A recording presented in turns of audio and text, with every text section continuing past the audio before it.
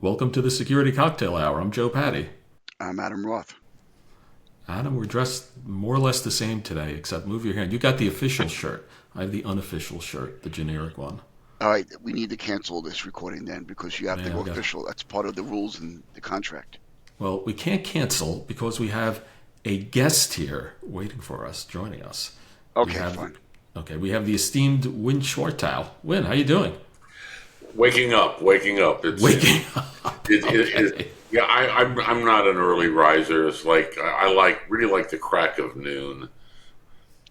Well, it is Sunday also, so hopefully you had a good night last night. It's any day. Any day. I end up late, and then I get an idea, and I'll read, or then and I'll wake up in the middle of the night, and I'll read for a couple hours. So by then, what's the point of being up before noon? We can pause and maybe have a drink here. We got a little Sure. got a little wine going on today.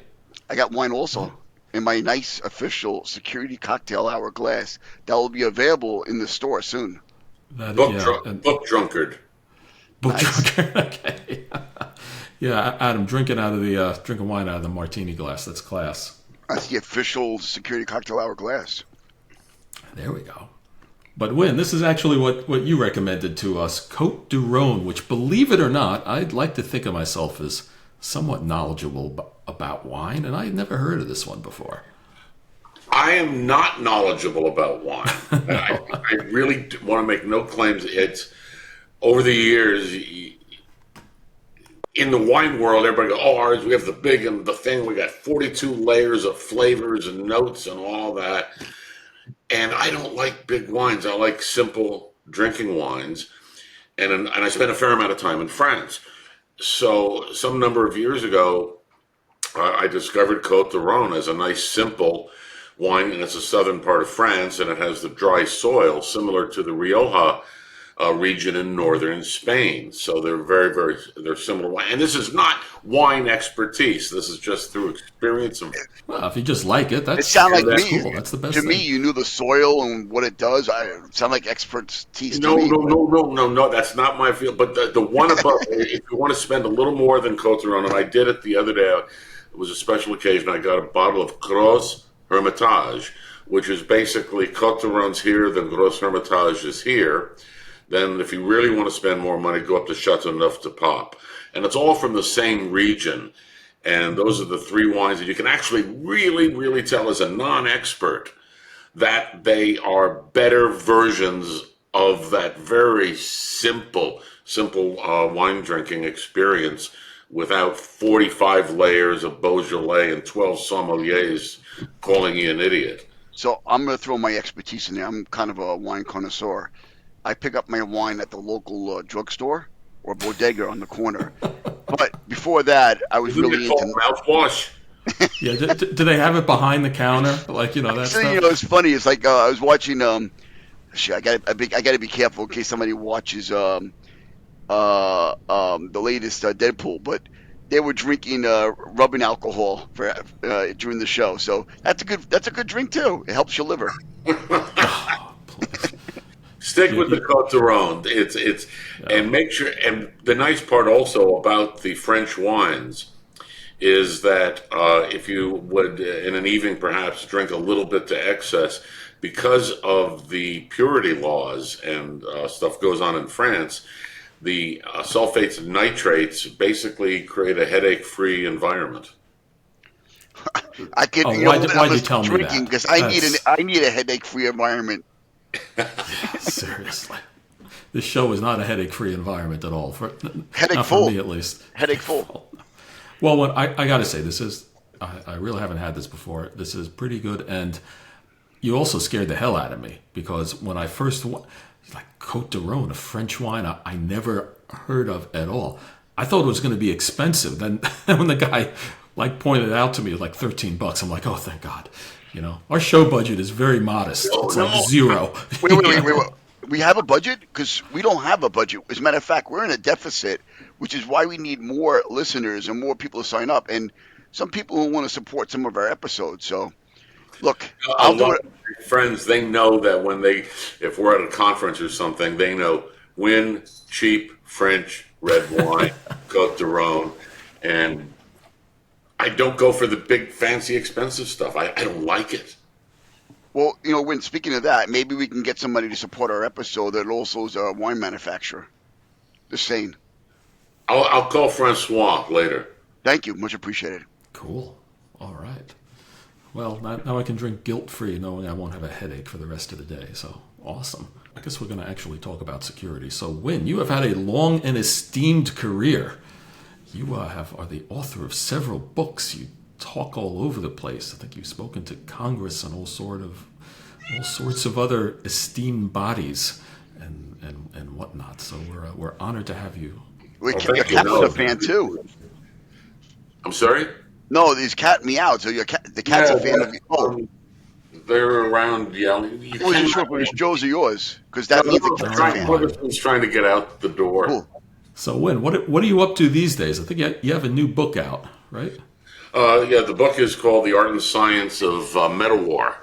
And if you go back 2,700 years, I guess, 2,200 years, there was The Art and Science of War, The Art of War by Sun Tzu, which kind of directed an awful lot of the thinking of the psychological aspects of various types of, well, I'll use the word conflict because warfare, we'll say conflict because the world has changed. And then I've been involved with information warfare in the late 80s. I had this bright idea. Oh, what if all of the technology became weaponized? And testified before Congress, and they said, oh, you're Chicken Little. No, that'll never happen. No. And one of the congressmen said to me, Mr. Schwartau, can you explain to this committee why the bad guys would ever want to use the internet? And you sometimes try to avoid choking in public when somebody says something, and I'm not terribly good at hiding my feelings. And I've heard that members of Congress can say shockingly stupid things at times, so much so that you're like, oh my God. I'm not going down that road. But yeah. Going down that. I could have sworn Robert Lee said the same thing. And so it turned out, unfortunately, because I was put on the human dartboard and I was saying things that were very unpopular, and I did not know at the time that everything I had written that the government, the military, Pentagon, they thought was classified. And I wrote a book. And so they banned the book in England for 6 weeks until they realized that wasn't gonna stick.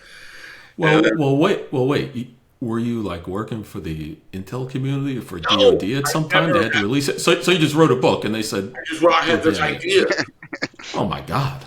And that's frightening, actually. So then we had the young kids, and then the CIA and the FBI, and all these guys are coming by the house. Well, who told you this? Where did you get this?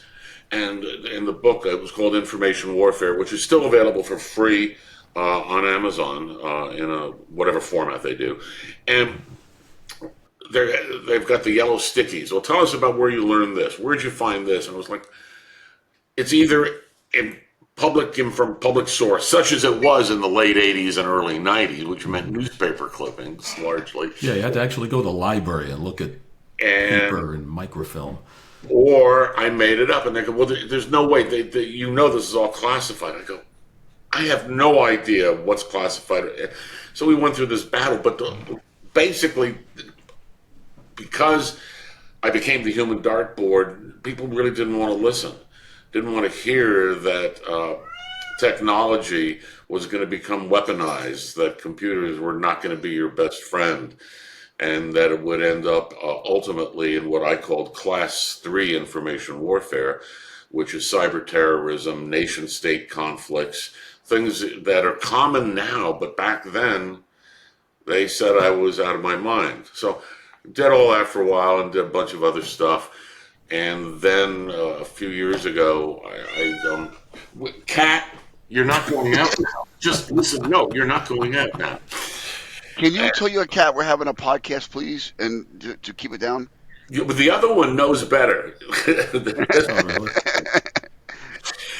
And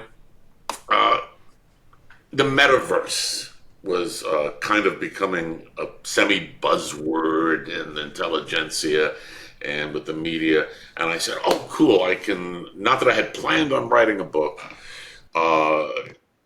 look at the security and privacy considerations regarding immersive technologies, VR, all of that stuff. And as I got into the process of research and spending a fair amount of time in Europe, for reasons I can explain, that it ended up being a completely different book. It really changed me completely, fundamentally changed who I am as a human being, because Metawar is about your cognition, your belief systems.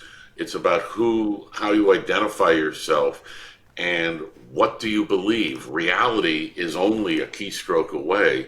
And today, and increasingly so, we are living in a world of complete reality distortion, where the idea of what is real, what is not real, what is truth, what is not truth, and all those various adjectives that you can use there has become so mishmashed because we do not have any sort of form of cognitive security defensive mechanisms like we have built up over cybersecurity in the last 30 years.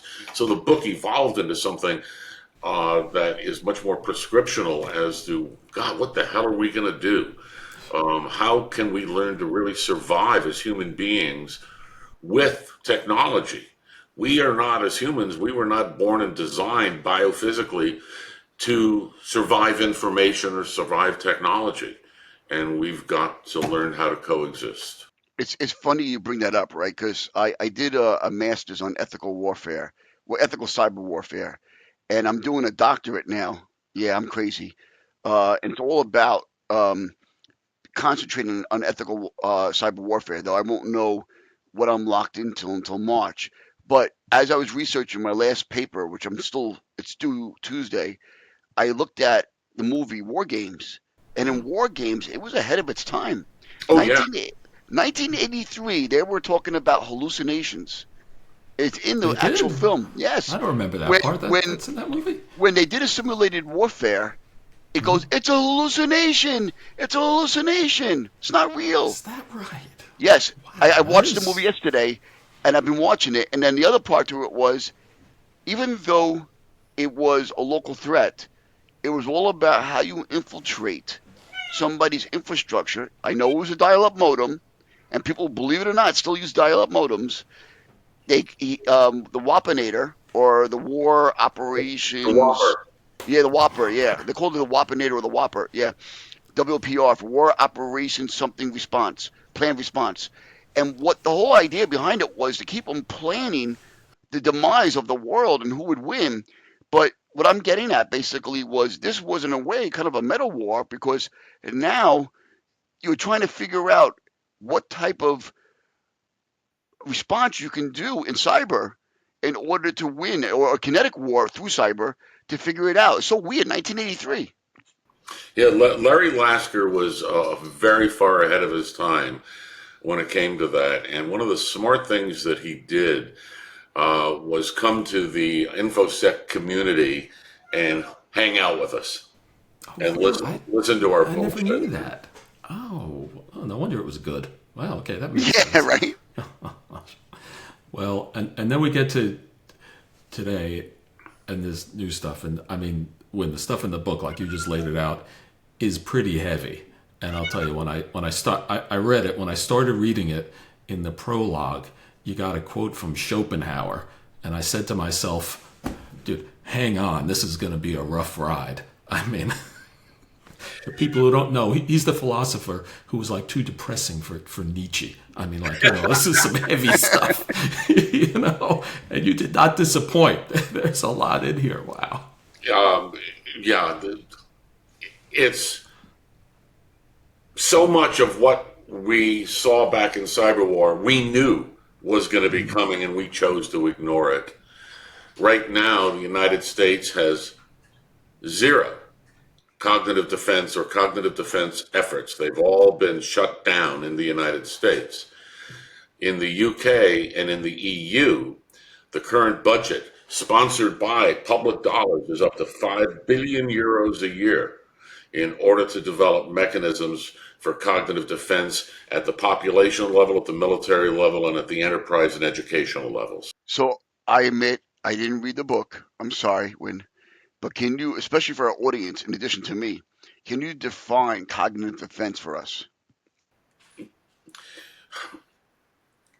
Cognitive defense. It's we all the mind, the brain. There's fundamentally two brains that we have, and so for you neuroscientists out there, I am doing really an oversimplification, but it goes back to the work of William James at the end of the 19th century with the idea of the conscious brain and the unconscious brain. So now that we have neuroscience, we know that the unconscious portion of our brain operates at about 400 billion bits per second. That's a whole lot of data. Our conscious mind operates at between 2 and 4 kilobits. Who's in charge?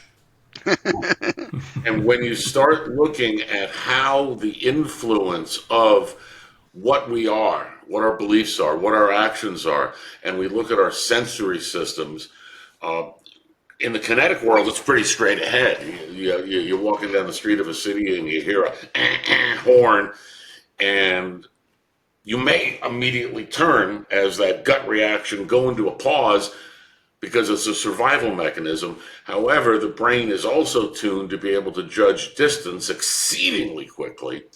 And if it judges that it's 3 blocks away, you're just going to kind of keep on going. That's part of the general noise. Cognitive defense is about strengthening the mental immune system to be able to handle the constant influx of too much information into our sensory systems.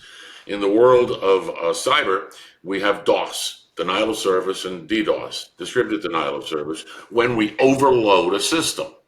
And we've seen this and still see it. I don't know if the Netflix, the Tyson fight the other night, was that they was that self-inflicted, or but it was the same effect. We have the same thing. Our brains. We all go, no more. That's it. Time out. I'm going to go have a drink. I'm going to go to the movies. I'm going to play with the kids. I'm going to go take a walk. Overloaded because we have a total maximum limit of 74 gigabytes of amount of information that can come into our sensory systems per day. That is the maximum. If we were awake and alert and interacting 24 hours a day, part of mental immune system and strengthening that mental immune system is learning not so much, misinformation, disinformation, and all that, because that becomes highly politicized and what have you. It's recognizing that too much information is coming your way. If too much information is coming away and have this constant, we've been to Times Square and Shinjuku Station in Tokyo, Piccadilly Circus in London, where it's this constant onslaught. What we are not teaching our kids, teaching ourselves, training ourselves is critical ignoring. How can I make myself mentally healthier, strengthen my cognitive immune system, strengthen my cognitive defenses by paying attention to less stuff? And that is really part of the first step before you get into critical thinking or disinformation or any of the other politicized aspects of it. Well, don't we have a certain innate capability in that? Because I am no expert in neuroscience, but I have read a bit. And from what I understand, that we get all this sensory data, we get all this information about the world coming into us. It is impossible and even unnecessary for us to process it all. And what we experience is essentially it's filtered. It's a simplification of the real world. So we have some innate capability there, don't we? We do have innate capabilities. We have the innate capabilities when it comes to biokinetic survival. That is what stuff nature taught us. We were bred to survive bears and tigers and lions, oh my, and don't drink the stinky water. Those are the things that we were biokinetically designed to be able to survive. So, yeah, it's interesting. I'll tell you this. the kids this generation, they all talk about sensory overload. They can't handle too much. And then for me personally, what I've done, Win, is I'm tasked with a lot of different things in my life. I'm probably doing too much. But what I do is I use a program, and everything I need to know that I have to do, I put it on a task list. And then I feel a little bit relieved because I know that all those things are prioritized. And Joe and I constantly talk about this as well for our podcast and other things that we're doing in our lives. What's most important? What's not important? We prioritize. Maybe we've learned that because of our age, but a lot of kids these days, they claim they all have ADHD because they can't focus. And that seems to be a sensory overload. It is a sensory overload. All right, well, the top of the level of the entire Metawar thesis is called, it's about information overload. Again, avoiding all the political stuff that goes on. What happens with cognitive DOS? You get confusion, anxiety, sleep deprivation, attention loss, memory problems, poor decision making, and too much information. We now have the statistical studies from the universities and the experiments they've run. Too much information is the leading cause of disinformation. We do not have an innate ability to be able to use the word filter. In cyber terms, I might use ACLs, firewalls, access control lists. The models are exactly the same because we're dealing with information. We know how to do this stuff pretty well in cyber world. What we have not done has gotten the politicians, the policymakers, the psychologists, neuroscientists, security people, all of us together to migrate the processes we already know and understand into building better mental immune defenses. Yeah, for me, it's just really interesting because my life Maybe you personally, should read the book. I know now I'm going to have to read the book, and I know there's going to be a test on it. Yeah, Um, you can expense it. You can buy one out of the budget. I, Thanks, Joe. And that's exactly the point I'm going to make. I tend to focus on things that are prioritized. For example, if I don't get my homework in time, for my doctorate, I'm going to get in trouble.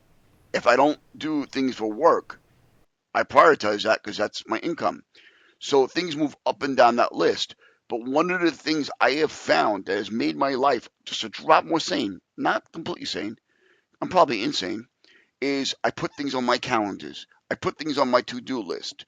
I become a minimalist purposely so that I have less things I have to worry about in my life.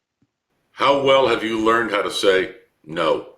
I'm getting better at it, but In my other words, not very well. I'm getting better at it. No, but it's funny. I'm not going to go to whom and where, but somebody recently told me in a review process, I got to learn to say no better. However, I'll tell you this: saying no does not make your life easier. Sometimes it makes your life harder because when you don't take care of something, then it ends up becoming your priority and becomes worse later on. But so I get what you're saying when you're right. Say no. Just say no to helping my friend shovel the snow. There's no snow No, right now. no, no, hold on. Don't go there. I'm thinking purely cognitively here. For example, Oh, okay. Sorry. purely cognitively, purely informationally based. Okay. Along Okay. comes, What do you mean? you're on whatever feed, whatever online channel, and along comes a story about Kanye and the Kardashians.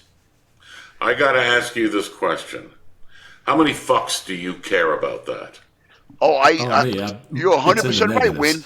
So I have made the mistake of going down, and I don't have real social media really, down the social media um, rabbit hole. I'm like, oh my God.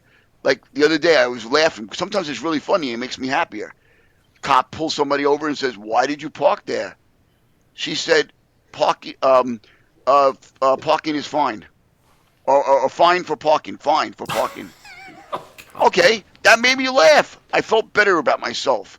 It made me a little bit less stress, a little less anxiety. So sometimes going down that rabbit hole, taking yourself out of something for a moment, taking a break and getting back in is You got sometimes better than going full throttle. you got to pick your rabbit holes though.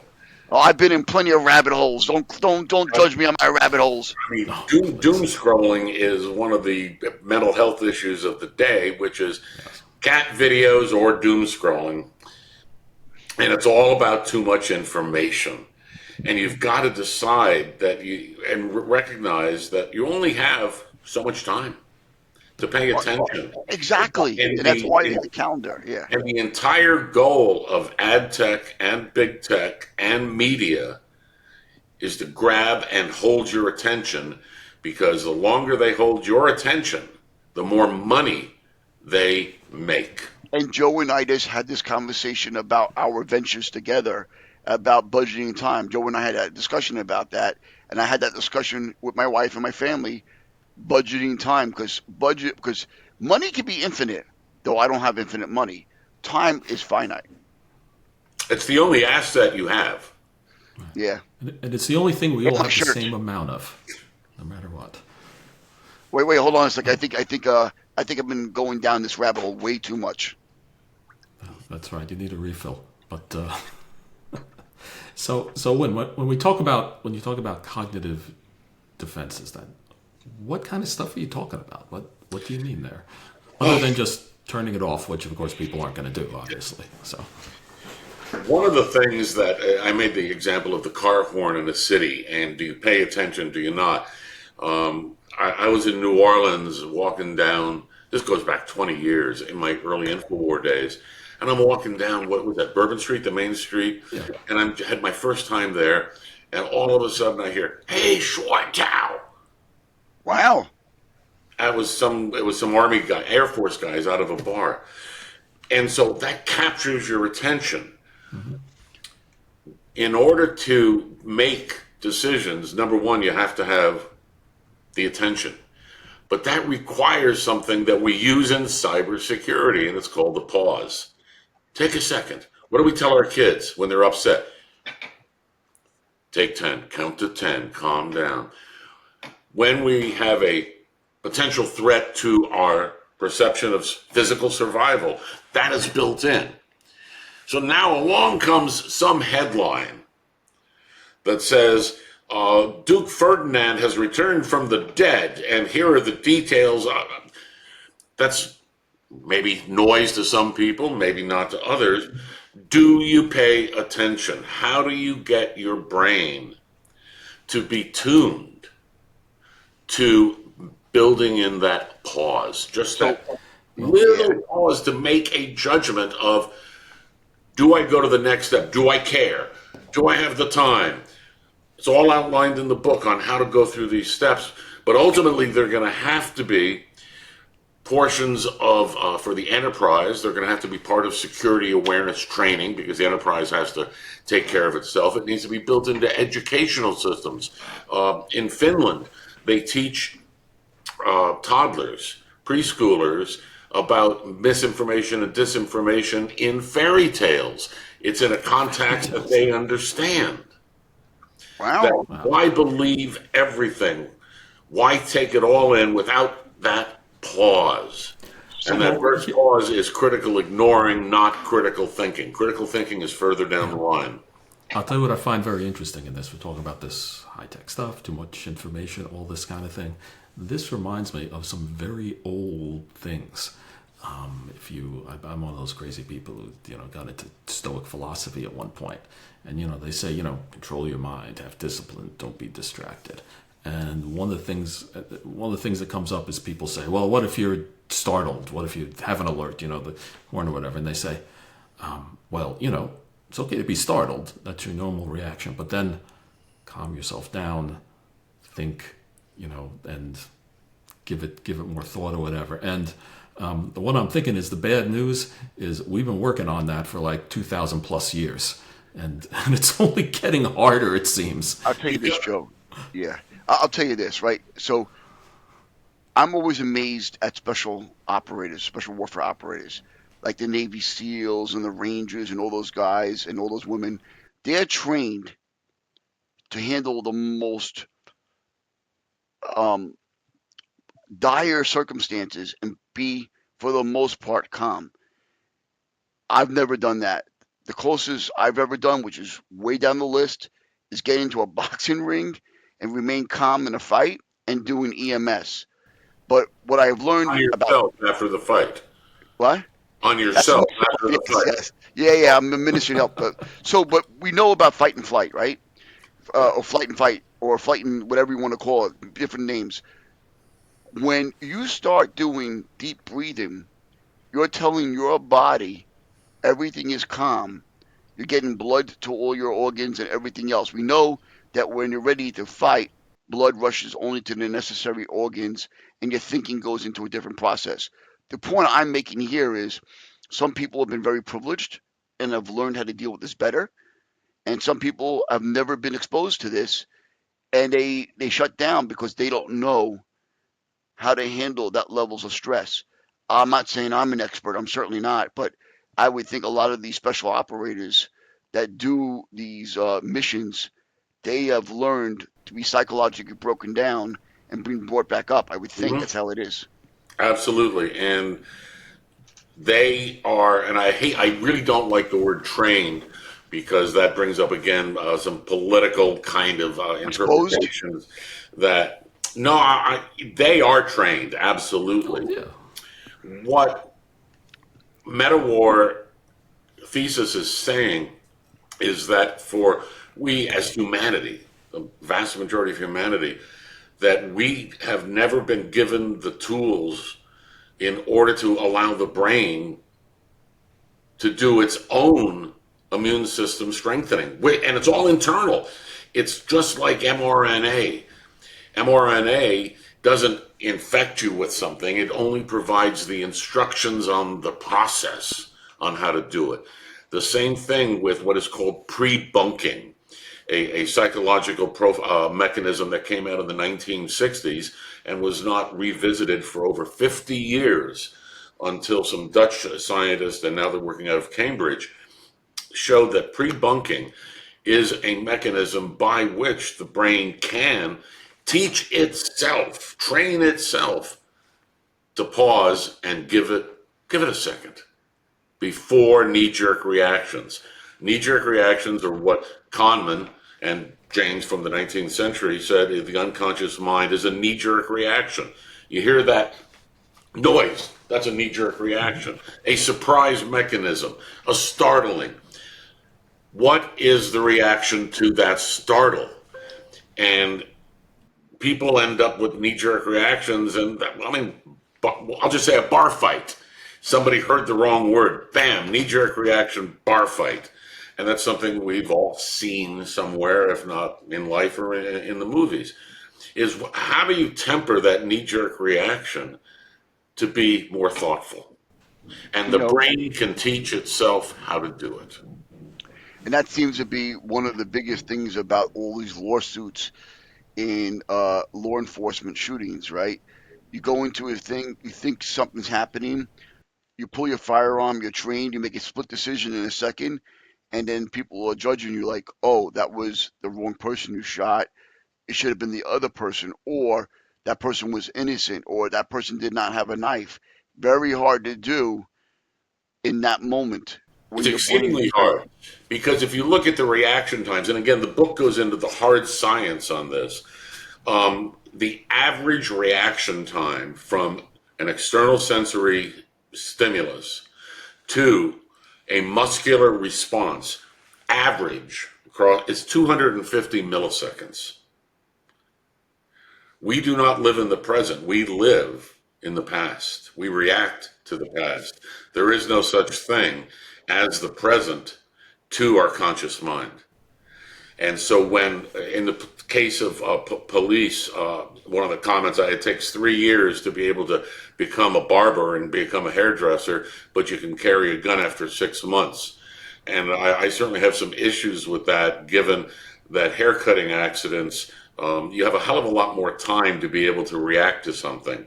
it's fu- it's funny you say that because the amount of hours it takes to become an EMT in New York State, I believe, is less for the license or the certification, we call it certification, than it is to become a hairdresser or somebody in the beauty. realm, because there's a lot more cleaning and other fluids and other stuff that you learn. It's kind of weird. I don't know how they did it, but it is. The amount of hours are much more. But it's that reaction time. And so, in the case that you just brought up, there's a bad guy incident or whatever, cop pulls his thing. Within 250 milliseconds, that's when a life or death decision is made. And him pausing could be deadly to him. How is that all balanced out? We don't know. This is part of what the Metawar thesis in the book is about, that we need to get into this far deeper across all aspects of society, from national cognitive defense down to individual disciplines that will improve the cognitive process and create a better thinking society. So that being said, the example we just mentioned, a police officer, he or she goes into a dark home, somebody is present, they pull their firearm and they shoot. How do we train somebody like that? And the world is harsh, because they made a decision. It might have been post, a bad decision, but they made a decision they thought was proper at the time. I tend to avoid throughout the book, and I think Joe, you'll can echo this. I don't get into the kinetic issues very often. I reference them and acknowledge them, but I am focusing on the informational aspects of this exclusively, because we've had guns for a long time, we've had police for a long time, we've had kinetic response to hostile and exaggerated situations that create tension and anxiety. From an informational standpoint, this has really only started to exist since 1956, and I use that as an arbitrary date that I outline why in the book. And it's about the information. As I said in Sneakers, Marty, it's about the information. I love that movie. So yeah, it's the model, the concept is very, very similar, except with the case with the mental immune system, like mRNA, can enhance itself significantly. And we know the techniques on how to do it, which are process, not content. Yeah, but what I don't know. What I worry about with this is that there are techniques that work for this. You can, and various stuff. So some of which are actually pretty old and a bit around. It's difficult, and it involves things that let's be honest. A great deal of thoughtfulness and taking a step back and constantly evaluating and critically looking at everything that's coming at you. For most people, that's not a strong suit. That's because, hold on, again, you're making, and I don't want to say mistake. Oh, tell me I'm making a mistake. No, it's... We'll send you a t-shirt. People tend to dive very, very quickly into critical thinking. And everything you just said is absolutely correct. The only thing I'm saying is that we now know enough, and we have the evidence with millions of examples of studies that have been done, that you cannot get to critical thinking until you've got the mental immune system somehow strengthened, just to pause, just to get it away from the knee-jerk reaction. And before, that all has to occur well before you go down any critical thinking, any fallacy detection mechanisms, evidence-based analysis, all the things that we know. This is all the step before that we have not acknowledged. Get the brain to self-pause before it knee-jerk reacts. Well, so Winn, are we evolving or we're devolving? I don't want to go down there now with you, because that's an entirely different discussion. There is evidence to both in various ways, depending upon culture and society. But I don't want to go down there. But I'll reference that if you go to the Journal of Neuroscience, you'll find an awful lot of the papers that are discussing that right now. We do know that there are neuronal patterns that are very, very different with digital natives than there are with our generation, or either of our generation. Well, I'm Generation Z, so it's all good. We know that there are neuronal pattern differences and activities and action potentials that occur within the brain. We've measured them, we've seen them, but we don't know yet what it all means. Well, here's what I worry about with that. You talk about this training, whatever it is, strengthening yourself, doing the pre-bunking, all of Mental that. immune system strength. Mental immune system, right? It's not easy. It's challenging, whatever. But the truth is, we are up against an adversary here. We're up against people who figured out how to push our buttons, and very deliberately so, make the biggest impact. And not only that, but a lot of times when we have to have our guard up most, I would think, and be looking out for these things, is when we're doing things that are really entertainment. That we kind of think of as our time off, and we want to let that stuff down and just look at a funny cat video or something. The funny thing about entertainment is, and it's not funny, unfortunately, is that because people largely do not have this pause button, this strengthened mental immune system yet, they get an awful lot of their history lessons from Cecil B. DeMille and Oliver Stone. And when something is highly entertaining, we are open to listening. We are open to the experience. We're open to the believability, and will accept that knowledge as data because there's nothing, as good data, because there's nothing to contradict it during this enjoyable experience. To your other point about that this is difficult, it is not. The studies, and I'm going to go a little geeky on you here. Sorry about that, but that's why I'm a geek. You knew that. The studies have shown with between 2 million people was the first basis of the test, and it was called the Misinformation Susceptibility Test, MIST. And when people went through this test, and it was all willingly, there was no compulsions, they found after one 7-minute exercise, a 51% increase in people's ability to immediately get that pause button going. Really? Interesting. And did that last over time? Okay, perfect question. Thank you. Because according to the theories of, I'm sure you're familiar with analog network security and time-based degradation curves, the same thing happens in the mind. And this work goes back to the Ebbinghaus teaching from the 1860s called the forgetting curve. When you learn something, how long does it take to forget it? Depends upon the input to the stimulus of the senses, but it's a pretty steep curve. How do you reinforce it? Repetition and rote. How do you get people to believe stuff? Say the same shit over and over and over and over again until. So the same thing occurs with pre-bunking. The effect does degrade over time.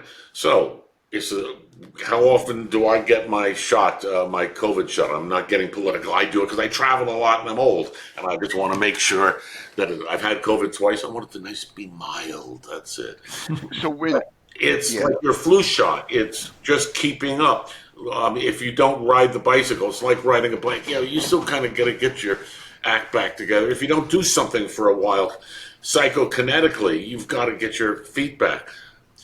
With pre-bunking and these 7-minute exercises, your curve will go up so that you can become exceedingly well cognitively defensive. So I have one keep statement. Doing it. It's an ongoing thing. That's the thing. That is, again, I am not the scientist behind all of this. That is my interpretation of updating a security database, getting new threat intelligence information, updating my systems and detection mechanisms within whatever security I have in my networks. So I don't see any difference from an architectural standpoint at all. To me, they're identical, just with different words and different technology. We've got the carbon-based technology, and all this crap's got silicon-based technology. So my statement is what you're saying is really no different from losing weight. And then the question I have is, If that were true, no. What I mean is that, you might lose weight, but little over time, And you're it going to end comes up back. gaining more and more and more. It's kind of the again, opposite. you're bringing it into the kinetic world, and I know that's how I am. all right, but I'm going to say no. Okay, No, so but you I'm know, going to say French. My French. I have. I learned French very early, and I've gone back and forth. Went to school in Switzerland when I was a kid, so my French was really good. And I didn't use it for 30 years, and now I use it again in business and when I travel. So I've had to re-get it up. If you don't, it's the same as my wife. She knows Hebrew and she feels like she's a first grader. if But you okay, so if you don't use it, you lose it. So I respect what you're saying with the kinetic stuff, but I stay out of the kinetic world because I want to focus on all of cognitive defense being just here. so yeah, but you know what? go ahead. I'm sorry. Go ahead, Joe. I was going to say, Adam, I'm going to agree with you and give you props here. I mean, your on the surface ridiculous analogy about weight loss is actually very true. Because Ridiculous. I'm being nice. That's a backhanded compliment. Don't you want to Yeah, take that? I love getting backhands from you.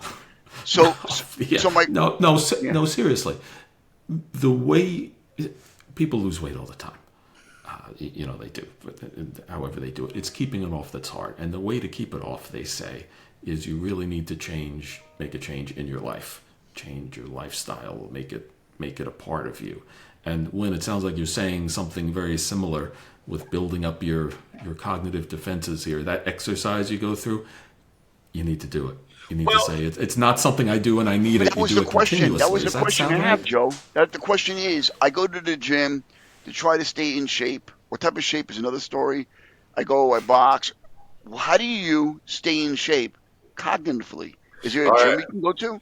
Cognitively, let's go to something that we know how to do. I was one of the early pioneers of the security awareness industry, going back to the early 90s. And now the security awareness industry is multi-billion and what have you. Security awareness training is repetitive. Phishing testing is repetitive. It is not kinetic, it is all cognitive, every single bit of it. By adding certain components of cognitive strengthening, using pre-bunking as an example at some level, using fallacy detection mechanisms at another level, there's deep levels that you can go down to with critical thinking. Make it part of the security awareness, and I'm using that as a broad term, culture, because ultimately it's still about, in that case, protecting the enterprise. Okay, but where do I sign up? I don't buy anything. You can sell them a 1-year subscription to this I right bought now cat if food you got yesterday. something. I don't even have a cat. Um, all I can say is that there are some efforts that are really being worked on right now. At the same time, there are some severe counter efforts being worked on to defeat these positive efforts. And that's one of the reasons I've spent a fair amount of time doing my work in the UK and EU. Got it. Well, I would expect that, like the ongoing cat and mouse game in cyber, there's a very similar thing going on here. As you make an impact in getting people more cognitively defended, the adversaries are not sitting still, I'm assuming, because they got a lot of money at stake. Around Power, that. it's all power and money is only. Exactly, and that's what happened with social media, right? I don't want to start mentioning platforms, but There's only a few. Go ahead. the social media platforms, their goal was to kind of, one, they've actually played scientific tests on people by picking a group of people and then giving them depressing stuff. That's another story to see how they would act. Yep. Some of them have turned around and pushed political views in order to sway people for elections. Others have turned around and done other things. But the point I'm making is that's kind of in my unscientific, didn't read the Winn book opinion. That's how you sway things by pushing your agenda from an information standpoint so that you see it so much repetitively. Oh my God, that's horrible. Look what they're doing. Oh, she's horrible. He's horrible. Look that's what they're into. And it might not even be like directly out there. It might be overt. It might be suggestive. The techniques that are being used, I'm trying to be very careful with how I phrase this, but the techniques that are being used by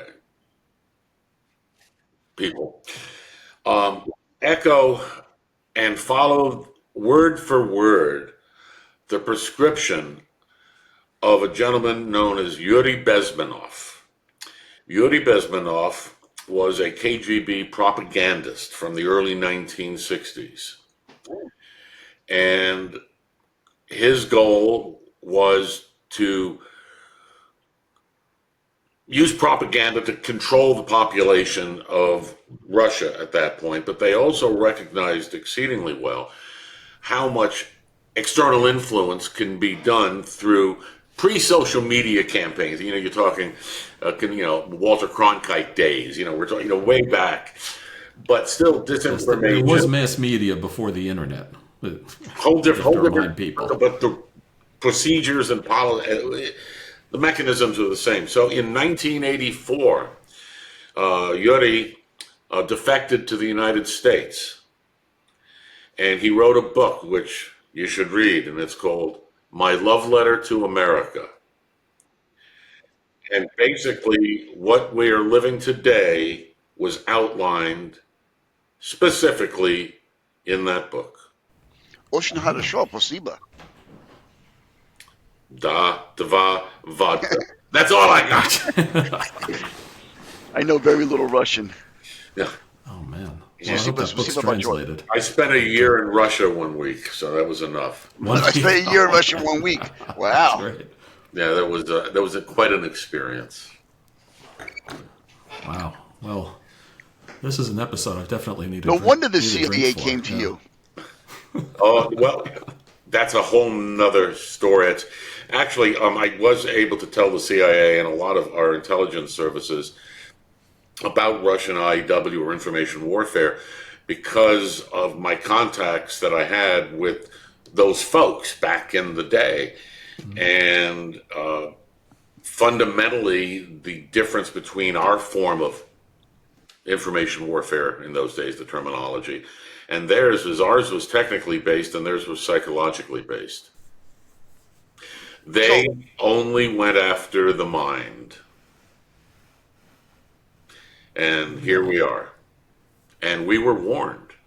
That was ominous and evasive. Warned us exactly, word for word. And I'll paraphrase one of the most powerful. He says, in a few years, America will no longer be able to tell the difference between what is true and not true, and whether its leaders are lying or telling them facts. That's not true, because you can tell any leader if they're lying. You know how you know? They talk. Yes. That's the lawyer joke, yeah. Yeah, I think if you go back well before 1984, there's plenty of politicians who have not told the truth about some major stuff. Well, we had the McCarthy era, of course, but the point is that this has all been formalized. This is stuff we knew, and we chose to do nothing. It's funny how you picked 1984. I didn't. He did. That's when you heard. But the irony is quite clear. Love Letter to America. The links to it are. It's all free. The links to it are in. I'm plugging my book, of course, but they're all in there. There's 700 things. Where do we get your book? We'll give you a link to Winn's book. Yeah, where do you get your book? You can say that loud. Yes. Go to Amazon. Go to Amazon. It's The Art and Science of Metawar in Kindle and hard copy. Kindle version is not so good, obviously, just because there's charts and graphs and images, but it's there. Support those who support us. Support Winn. Yes. Supporting Winn is a win.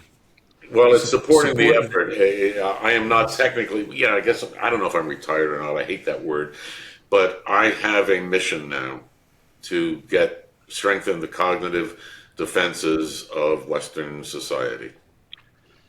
Well, Wow, I this time went think fast, Joe. We're at 56 minutes right now. Oh my God. seriously, wow. Well, this is an important topic, and you know what? There's a lot there. This book, it's yet another book. You know, we've talked to the authors of books about surveillance capitalism and everything, and God, they're scary. Yours is pretty heavy. There's But you know one what? other I want to But this, mention because you were talking, Adam, about the social media effect. I believe the name of the book is called Hooked, and it was written by he wrote it, really good author. But again, I reference it. It is one of the Bibles of Silicon Valley, and the tenet fundamentally is, unless your service and/or product is highly addictive, we're not interested. is that the one where the guy, I think it was like from the gambling industry or something, and he started using the same techniques they use, but bringing it into Silicon Valley? I'm trying to remember the gentleman's name. I'd have to look it up. I don't have Yeah, it. we got to look that up somewhere. But yeah, that's some heavy stuff too. So Yeah, we haven't touched on the addiction issues here. We haven't talked about algorithmic anxiety, that algorithms are running our lives and we're allowing and choosing that. And this all builds into the too much information model of the stress and the mental health problems that we're having in all Western societies, because all of these problems tie together fundamentally from too much information and our inability to cognitively defend ourselves. So the irony, Win, is that most of the models of buying things in shrink wrap, one-time payments, have become something reoccurring now. So it's funny how reoccurring also becomes addictive. In order to maintain, you have to keep on paying. Well, that's how people think they have two services at $35 a month, and they've actually got 15 at $300 a month. yeah. And it's a part of the attention economy, and part of ad tech's goal is to have you distracted from where they're not making money and pay attention on new sources of revenue. Yeah, I've actually, a couple of months ago, I went through my credit cards and I said, why do I have all these reoccurring things? I don't need them. And if you do what ends up happening is you do the trial and then you forget, and then you get no more emails, and like, I Oh didn't yeah, realize because I they was use still dark paying. patterns and all Yeah, that stuff. I was, Yeah. I'm paying for cat videos every single month. Catvideos.com. Wait, but hold on. Yeah, we have it's a ritual in our house. There is TV channels just for cats. So every evening, as we're TV's in front of the bed, and the cats come up and ask us for which cat video they want, and then we put on the cat TV, whether it's birds or hamsters or chipmunks or whatever it is, and they play with the TV for a little while, and then we shut it down. So there's an Okay. entirely different industry there. All right. I got to ask you, and this is important. This is something that really touches my life. Does it keep the cats from fighting? Because in our house, when we go to bed, the cats start fighting all night. Oh, our cats, they're three siblings from the same litter. Oh, the three So siblings. You see, they, that's their smart. fighting it's roughhousing. And typically after the lights go out, they'll tear ass throughout the house back and forth, rumble and Well, tumble, and then that's it. No, We're gonna have, our cats yeah, don't fight like that. we're gonna we have to have got a two. We separate. got two. Yeah. Yeah, we got two siblings, and then another one we got, and I was counseled, don't get another one. Don't get another one. It's going to wreck your house. And that's exactly what happened. So I should have recognized that was not misinformation or anything when I got that. So that's another whole episode in itself about how the pets have taken over America. Now in New York City, there's a law in the books that they're going to give you, like how you have your own sick days and then you have family sick days. Now you're going to have pet sick days. If your pet is sick, you can take the day off. Oh, come on. Seriously? I'm not lying. Wow.